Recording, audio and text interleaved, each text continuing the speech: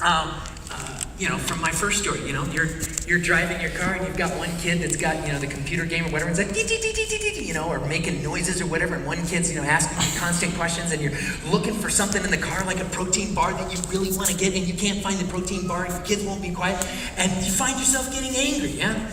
What could be like an emotion underneath that you're feeling at that moment?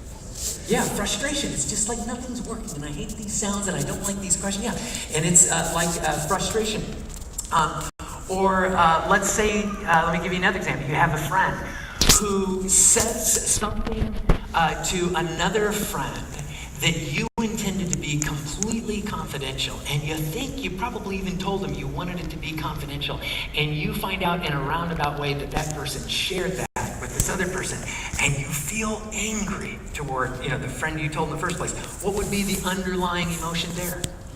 Hurt. Yeah, you're hurt. Okay. Let me give you one more. Let's say, I don't know, you meet some new neighbors in the neighborhood, and you notice they've got kids too, and you're all excited at first, right? And then they say, well, we know you've got kids. We love being parents. We love being parents. It's a joy all the time. In fact, we have a poster on the back of our bedroom door, and it's like a parenting checklist to start the day with. And it's things like, we make sure we have breakfast as an entire family every single morning, and we don't let more than one dinner a month go wild without us all being together and eating together. And they just go through all this parenting stuff, and you're like, I don't have any parenting checkboard poster on the back of my door, and I can't remember the last time our whole family ate. Can you sit down and eat together? And it's like, man, what kind of parent am I? And they go through this huge checklist of all these things that they're doing and the books on parenting they've read or applying, and all of a sudden you're just like, well, you're a lousy decorator, your house, and you're just mad at it, right? Well, what could be a possible emotion underneath your anger at them at that point? Yeah, maybe some shame. Maybe it's just, and maybe it's not even well-placed shame, right? None of these have to be well-placed or even make sense. They just are, see? And when we keep pumping up the volume to match the noise around us, the anger or the frustration or those things going on, oftentimes what we're dulling is not just the noise out there, but we're also dulling our ability to understand what's really going on in us, and we're dulling our ability to understand that still small voice of God.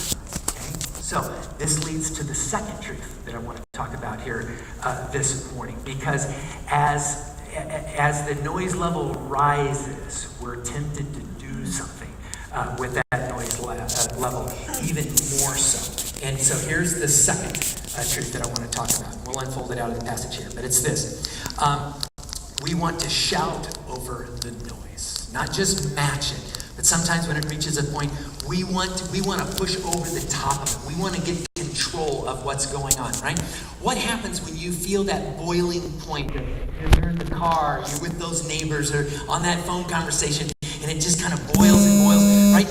You reach a point where the anger wants to get to the place where you're just like, okay, I've had it, right? How many times have you ever used those words? I've had it. And those are usually not preceded, right, by a phrase, or, what follows next is not usually like, it just feels so good about our relationship. You don't say, I've had it, and then like, you're such a strong listener.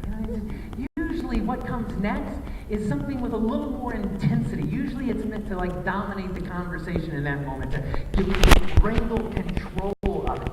But rarely does that ever really work. And so I want you to look at what he says next here, because there's this tendency in us to want to shout over the noise. I think it's exactly why he writes these next verses. Look at verse 20. We're going to look at 20 and the second half of verse 21.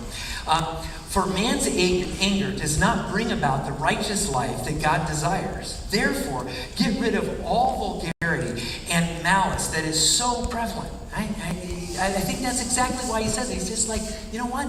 When you're fast to anger and it starts boiling up, what happens when we're fast to anger and we get more reactive? That's usually when vulgarity and ugliness and stuff comes spewing out of our mouth, right? It's usually in that moment that things boil over, that's the things that we usually say that we're just like, yeah, I wish I wouldn't have said that. Right? It's not usually when we're slow to anger or listening that we're going, oh man, I really regret that. And I think that's kind of what he's getting at here in this moment. Let me give you an illustration of this.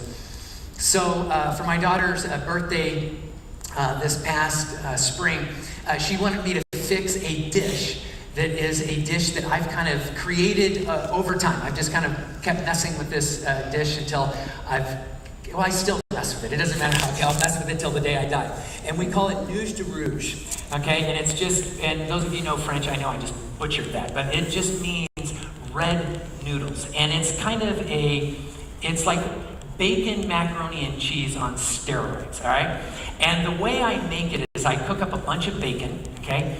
And then I take all the bacon grease and I clarify it, which is just a fancy way of just saying, you just let it simmer until you get all the clear grease, right? And then you take the clear grease, and when you go to make like the cheese sauce, any place that you would use like butter or margarine, you just substitute that with bacon grease.